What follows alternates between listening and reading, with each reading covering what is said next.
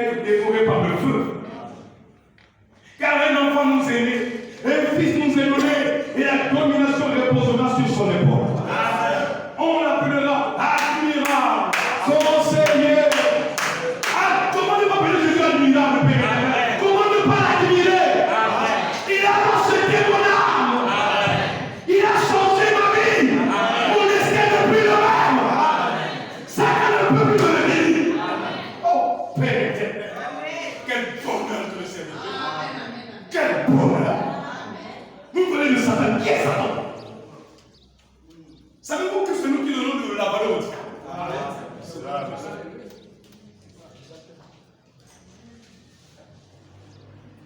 L'admirable, le conseil, le Dieu puissant, le Père éternel, le prince de la paix. Voilà qui est Jésus. Ésaïe 53, les deux derniers versets. Voilà qui est Jésus.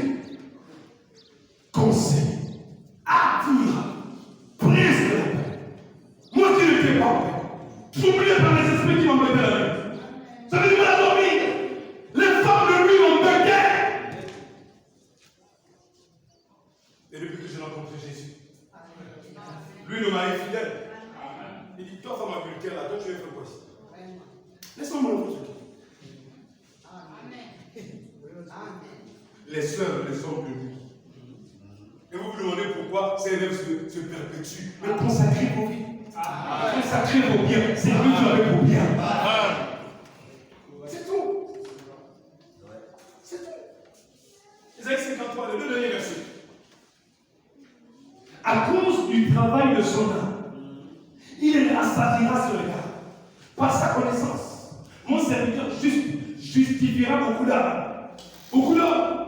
Il se chargera de leurs iniquités. C'est pourquoi je lui donnerai sa part avec les grands. Il partagera le butin avec les puissants parce qu'il s'est livré lui-même à la mort. Et qu'il a été mis au nombre des malfaiteurs, les deux puissants. Parce qu'il a porté les péchés de beaucoup d'hommes. Et qu'il a intercédé pour qui ça? Pour les coupables. Et alors le pose à Ephraim. Il dit à cause du travail de son âme. Donc, en fait, en réalité, à quel moment Jésus a vraiment travaillé? C'est quand il livre sa vie. Il prend son âme, il donne. Satan dit on descend, Jésus dit on descend. Au séjour de mort, il dit on descend. Tu es sûr que tu viendras au combat? Il dit je viendrai. Alléluia. Il dit je suis mort pour libérer les humains. Tu veux qu'on descende? On descend.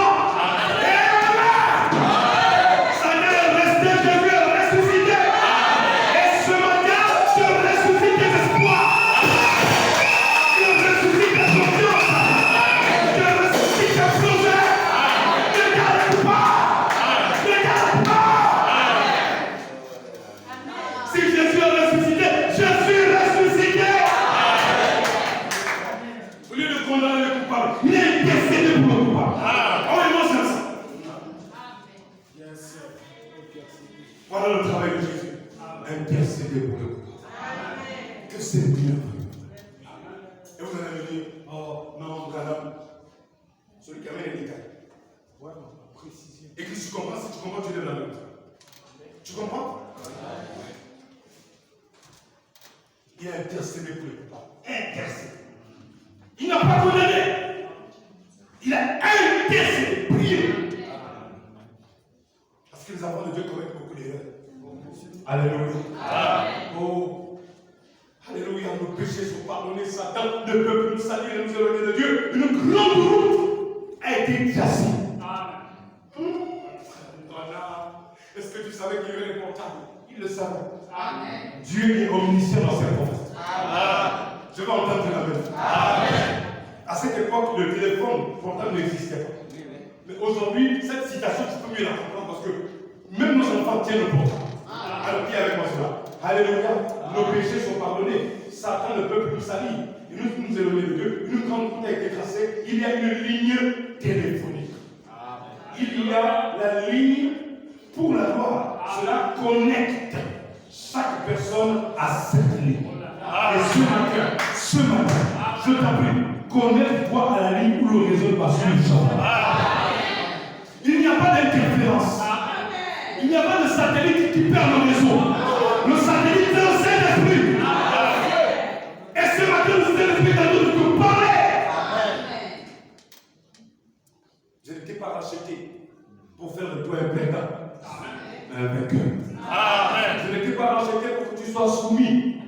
soumettre. Amen. Je ne t'ai pas racheté pour que tu sois dominé, mais pour que tu domines. Amen. Voilà pourquoi je t'ai racheté. Voilà ce qu'il représente. C'est pourquoi vous voyez, il y a des raisons de servir Jésus avec plaisir.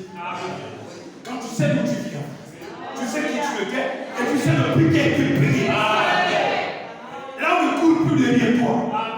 Jeune garçon, tu n'es pas là pour plaquer. Ou pour guérir une seule. Des envies bizarres et des pensées bizarres. Tu passes devant la soeur, tu veux te faire le mal quoi? Dégage de là. Oui. Amen. Ne souillez pas la maison de Dieu. Amen. Une ligne téléphonique.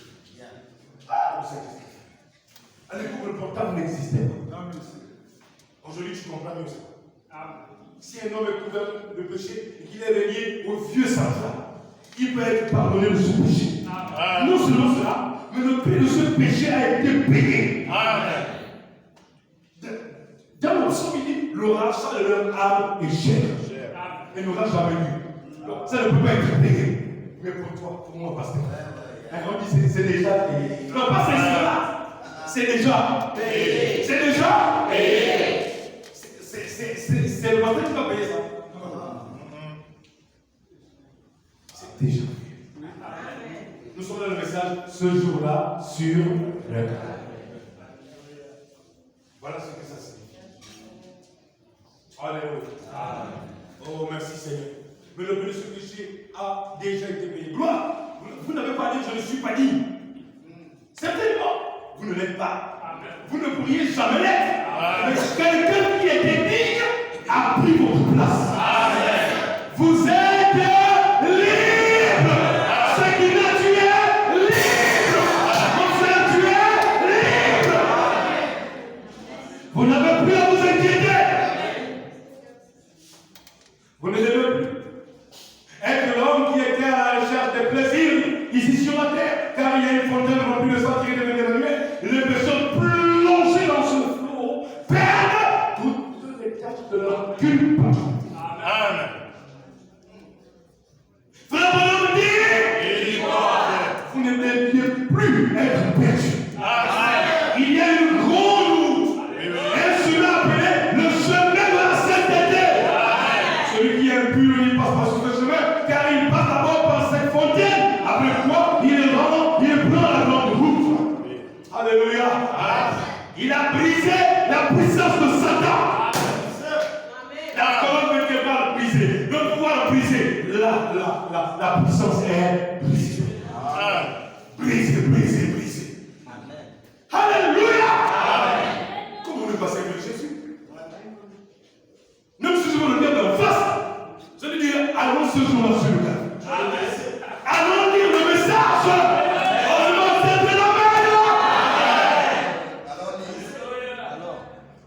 Le message me donne les muscles. Allons voir ce qui s'est passé. Allons écouter. Alléluia. Voilà la raison de ma folie. Voilà pourquoi je ne souhaite pas paraître, mais je veux être ce que Dieu a fait. Je ne méritais pas.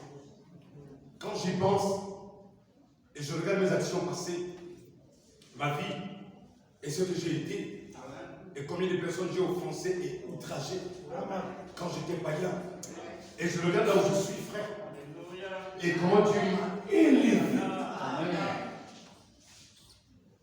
Il aurait dû prendre quelqu'un d'autre.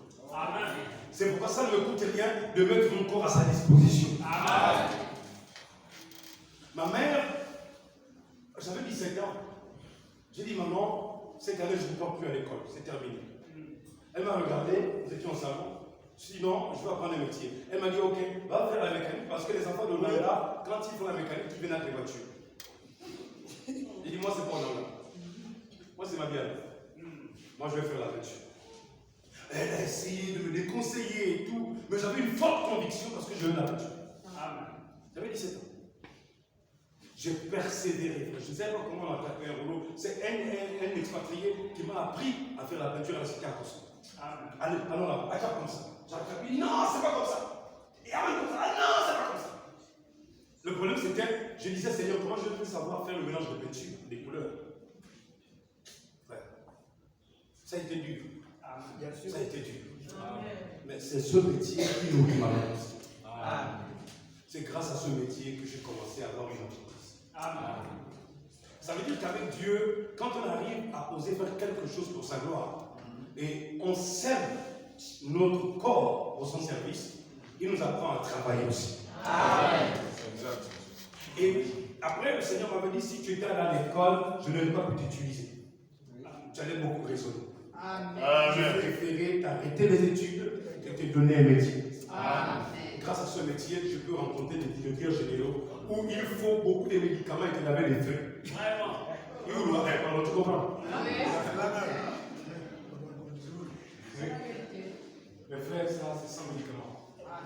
C'est l'atmosphère de la prière, c'est votre présence, ce sont les cultes, c'est le service, ce sont les dons qu'on fait qui faut que tu ouvres les portes.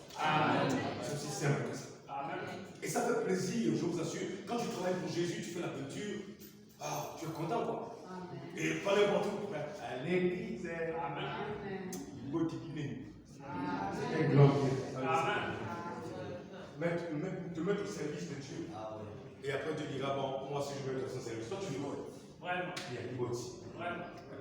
Tu as tout travaillé pour moi, tu as même un peu. Tout est rendu pour le livre de vie, tu as tout annulé, viens. Alléluia. Amen. Dieu cherche des personnes qui peuvent offrir leur corps et leur cœur et leurs moyens à sa disposition. Amen. Sans aucun raisonnement. Amen. Hein?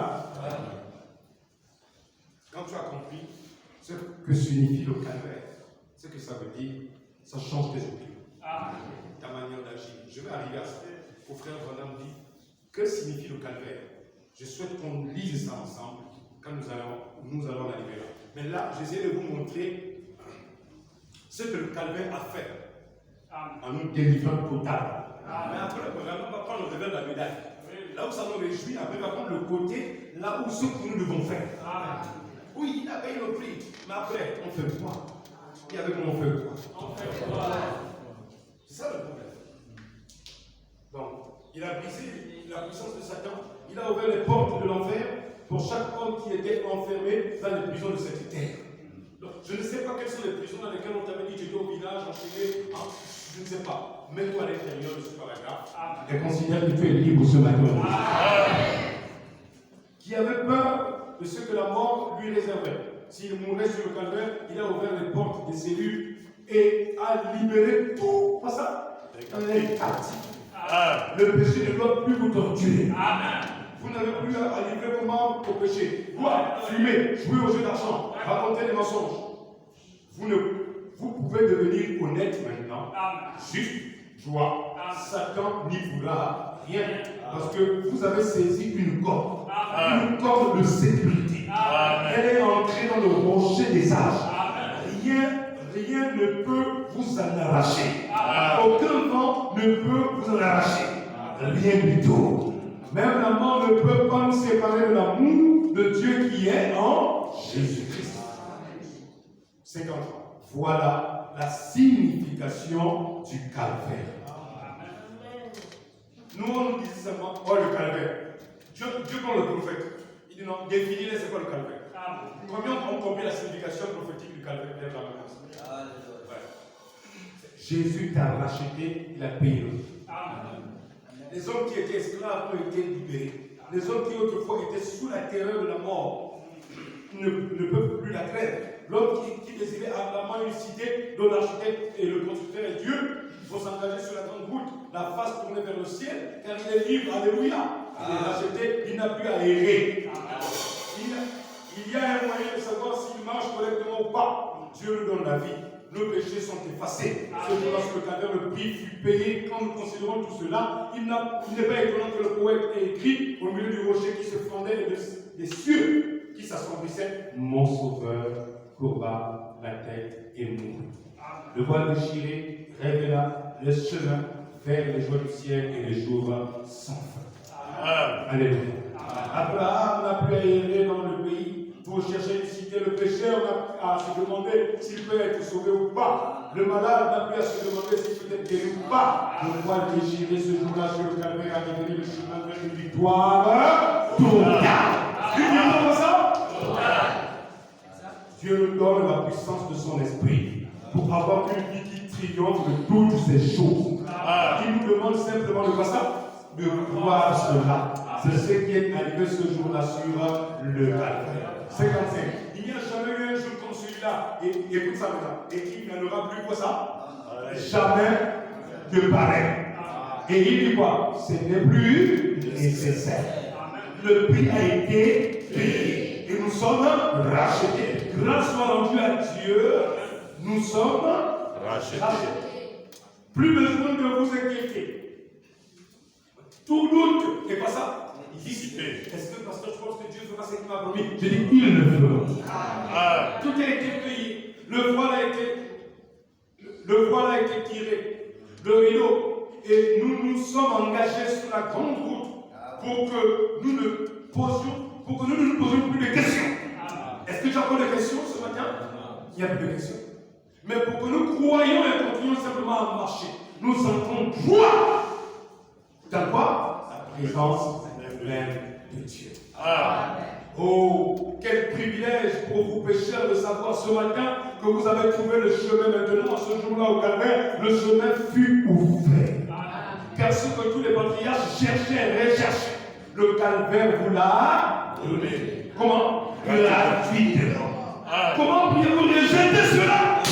Comment pourriez-vous rejeter cela pour adhérer à une dénomination?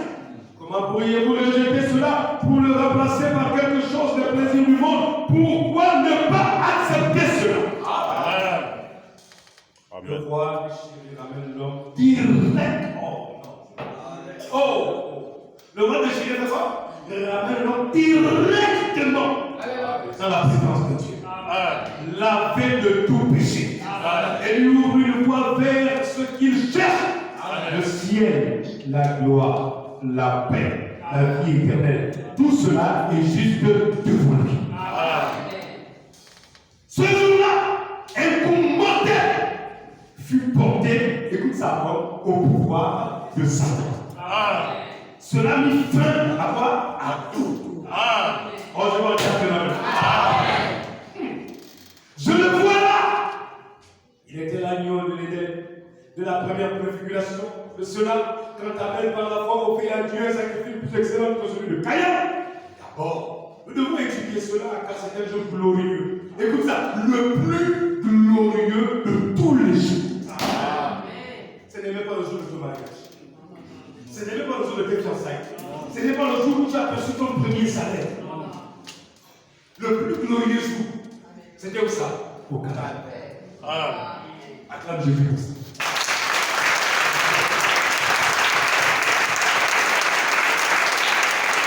Le prix du péché a été payé.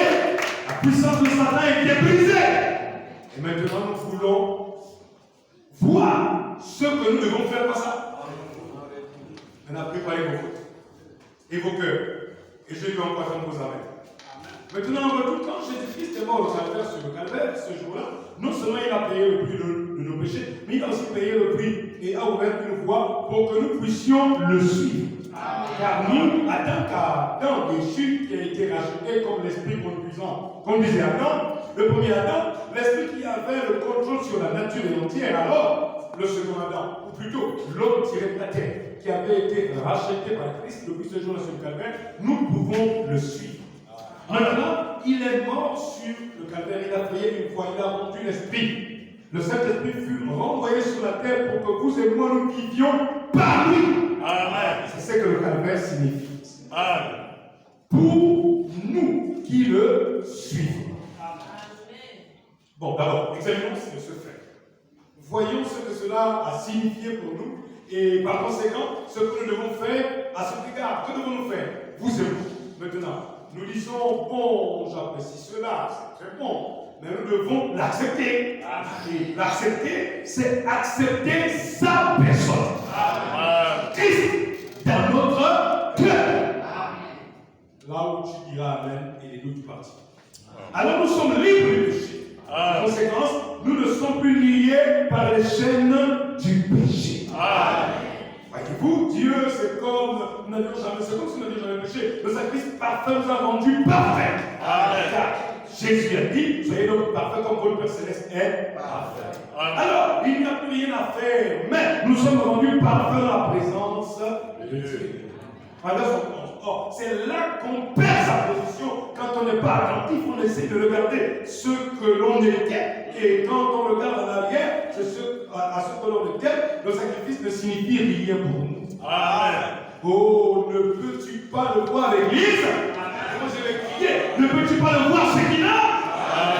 Je ne voudrais pas essayer de le faire. Je ne le peux pas. Et vous non plus. Il n'est même pas besoin d'essayer. Vous êtes perdu pour commencer. Tant que vous considérez ce que vous avez fait, mais regardez ce que vous. Mais ne regardez pas ce que vous avez fait. Regardez à ce que ce jour-là sur le calvaire a fait pour vous. Le prix a été payé pour vous. La question a été réglée. Si vos péchés sont comme le cramoisi, ils deviendront blancs comme la neige. Et s'ils sont rouges comme la pourpre, ils deviendront blancs comme de la laine. Alors vous n'avez plus de péché. Vous êtes tout à fait sans péché, peu importe ce que vous avez fait. Et ce que vous faites, vous êtes néanmoins sans péché. Et étant donné que vous avez accepté Jésus-Christ comme votre sauveur, vos péchés vous ont été pardonnés. Tout ce qui est pardonné est remis et oublié. Alors, qu'est-ce que cela fait? Quand vous atteignez cette condition-là, cela vous donne son esprit. Et pour que vous puissiez le suivre et agir comme lui, vis-à-vis des autres. Vis-à-vis de ça? Les autres. Qui vont suivre. Il n'était pas un homme. Il n'était qu'un homme. L'homme parfait. Il a donné sa vie. Il était un exemple pour vous. Maintenant, que devons-nous faire maintenant? Voici la première chose que je veux dire. Jésus n'a jamais vécu pour lui-même. Amen. Amen. Première règle, n'est-ce pas? Première leçon. Quelle est ma première leçon? Jésus n'a jamais vécu pour lui-même. Sa vie était consacrée aux autres. Viens avec moi ce matin, Seigneur, la première règle. Viens avec moi, Seigneur, la première règle. Aide-moi à l'appliquer. Si je ne l'ai pas appliqué, au nom de Jésus. Sa vie était consacrée aux autres et cela est parfaitement la vie éternelle. La définition de la vie éternelle. La vie éternelle, c'est une vie consacrée aux autres. Je n'ai pas entendu là maintenant. La vie éternelle, c'est quoi? C'est vivre pour les autres. Amen. Là, nous avons le dictionnaire du ciel. Alléluia. Cela est parfaitement la vie éternelle. Si vous dites que vous allez à l'église et que vous faites des bonnes œuvres, c'est génial. Mais si vous vivez votre vie pour vous-même, vous n'avez pas la vie éternelle. Amen. Combien de gens? Ça devient ma panga. Amen, amen. Tu veux dire à toi, c'est un peu mieux, frère, mais il faut que la pilule change. Vous savez, il y a des médicaments, ça passe à la gorge. Oui. Mais continuez à boire un peu, frère. Oui, l'alcool pique, monsieur. L'alcool pique, mais ça, c'est du bien la plaie. La vie éternelle, c'est vivre pour les autres. Cela a été prouvé quand il est venu comme l'agneau de Dieu. Il vivait et avait la vie éternelle. Parce qu'il ne vivait pas pour lui-même.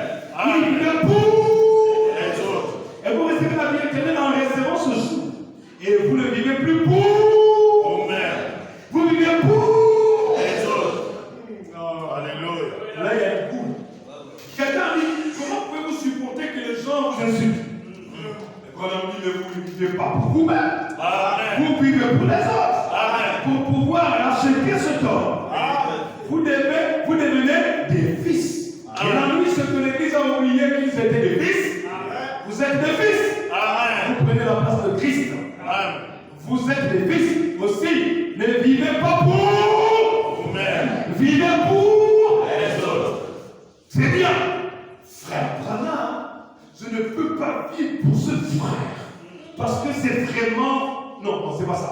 Frère Branham, je peux vivre, voilà, pour ce frère. Parce que c'est vraiment un homme bon.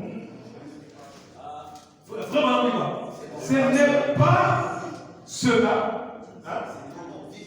Vivre pour lui. Hein? Oui, non.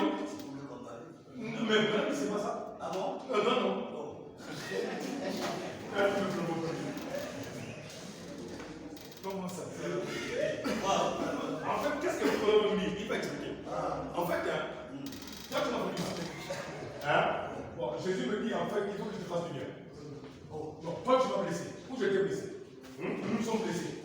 Alors quand je te vois, quand je t'aperçois, je change de chemin. Je fuis la route. Et même te dire shalom, c'est. Shalom, et quand je t'étends la main, je vais te retirer de la main. Est-ce que c'est ça la vie éternelle? Non. Pendant que la vie éternelle, c'est de pouvoir vivre pour la personne qui ne t'aime pas. Il va expliquer. Amen. C'est là où chacun va se retrouver. Dans un cimetière où tout le monde sera enterré aujourd'hui au nom de Jésus. Amen. Vous allez revivre une autre vie pour Jésus maintenant. Allons au cimetière. C'est vraiment. Je peux vivre pour ce frère parce que c'est vraiment bon. Ce n'est pas du tout cela. Mais ce n'est pas cela. Vivez pour cet homme qui vous plaît.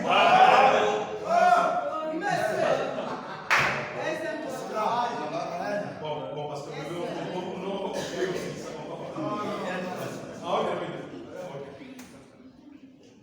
très bien.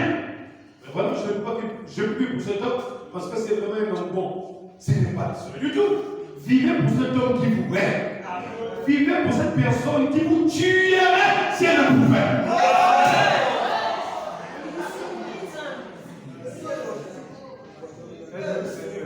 Bon, vous voyez, vous les sœurs savent ça. Non,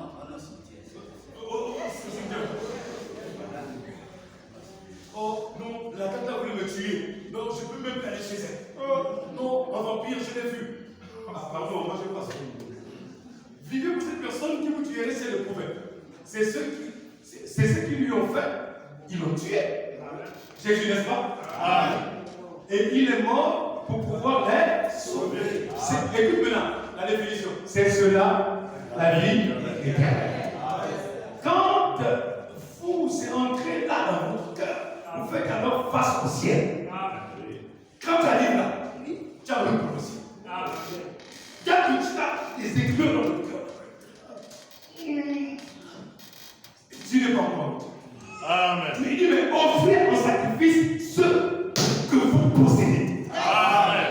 Amen. Tu vas pas lui. Amen. Hein? Offrez pas ça. En sacrifice. Ce que pas ça. Ce que vous possédez.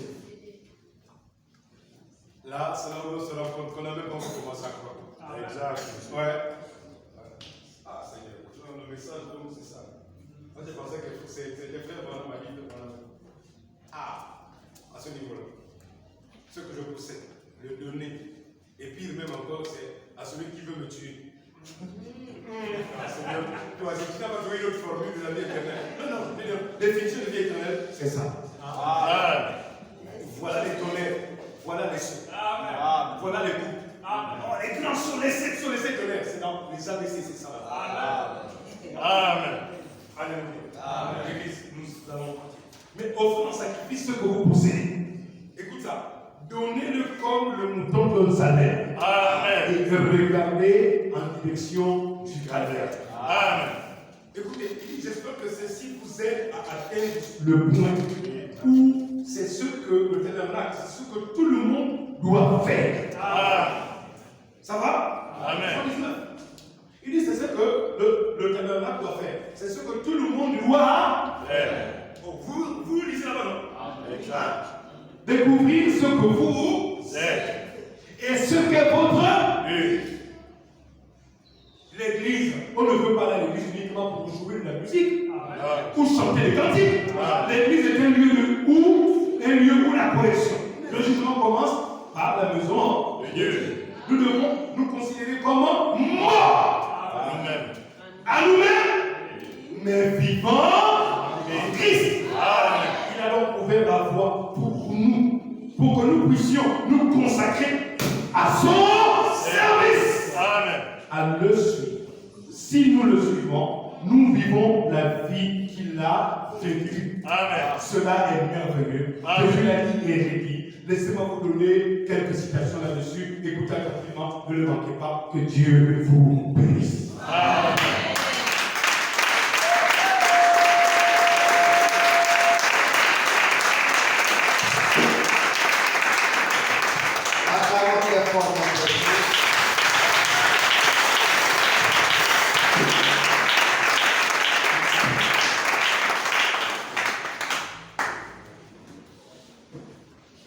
Il y a une consécration. Shalom, épouse de Christ. Je voudrais consacrer mon fils Jiré à l'Éternel, que Dieu vous bénisse. Jiré qui vient, Jéhovah Jiré, qui vient.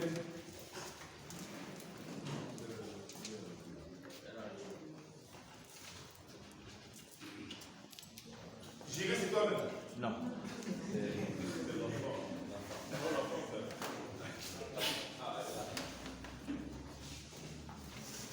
Nous sommes des entrepreneurs non cascades. Il n'y a pas de problème à ce prix. Oui, non. C'est le nouveau frère là. Je suis beau maintenant.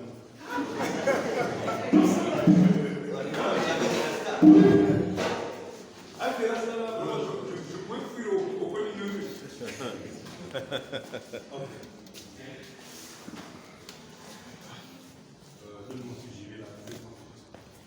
Si nous pouvons nous l'aider.